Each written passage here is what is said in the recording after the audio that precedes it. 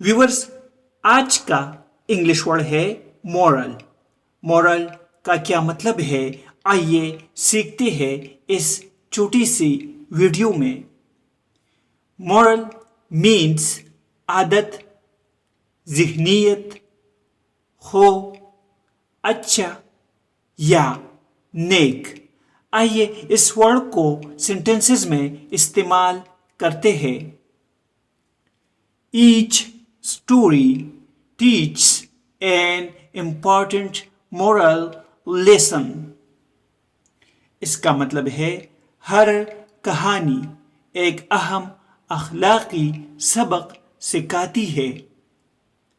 Their behavior was not moral.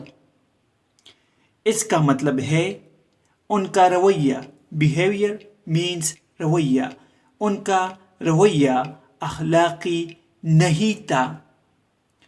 Viewers, subscribe this channel to improve your English vocabulary in Urdu, Hindi. Thanks for watching.